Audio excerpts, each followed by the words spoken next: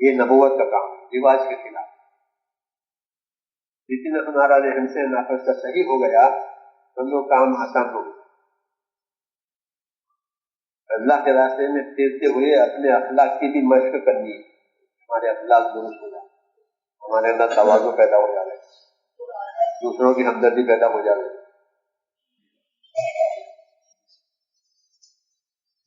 یہ کام اوپر سے نیچے جانے کا ہے، نیچے سے اوپر جانے کا نہیں ہے، اوپر سے نیچے۔ رسول صلی اللہ علیہ وسلم کو معراج میں بلایا، بہت اوپر لے گئے، کسی نبی کو معراج نصیب نہیں، آپ کا معجزہ ہے۔ پھر فرمایا غریبوں میں بیٹھو، بیٹھو، یہ غریب جو ہمارے بندے غریب ہیں ان کے پاس بیٹھا کرو آپ، تو اوپر سے نیچے غریبوں میں بیٹھو، یہ مجھ سے محبت کرتے ہیں، یہ غریب مجھے صبح شام یاد کرتے ہیں، آپ ان کے پاس بیٹھو، ان سے نظر مت ہٹاؤ۔ کیوں نیچے جانے؟ یہ کام نیچے جانے کا ہے،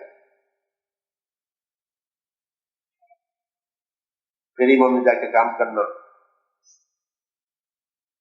غریبوں کا دین سنبھالنا، غریبوں میں دینداری آوے، ان کے ساتھ سلوک کرنا تاکہ ان میں دین آوے، اکرام کا معاملہ، اخلاق کا معاملہ، یہ دین لانے کے ذریعے ہے۔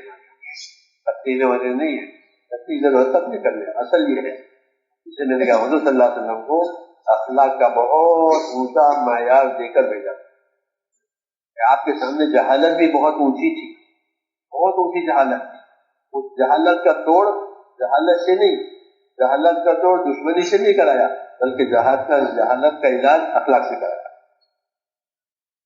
تو جہالت ختم ہو گئی۔ آج بھی یہی ہوگا، اس لیے میں نے کہا صحابہ یہ تین چیزیں لے کر پھرتے تھے، اپنے ایمان، اپنا یقین، اپنے آخرت کی فکر، اور اپنے اعمال، سنت شریعت کے پابند، دین کے کام کے پابند، اور اللہ کے بندوں کے ساتھ اللہ والے اخلاق، رسول والے اخلاق، اس لیے باطل کر لیا۔ اللہ ہمیں اس کی توفیق عطا فرمائے۔ اس لیے اس کام کو ڈرتے ڈرتے کرے، پابند ہو کر، اور پھر اللہ سے اپنے لیے، اپنے امت کے لیے ہدایت مانگے۔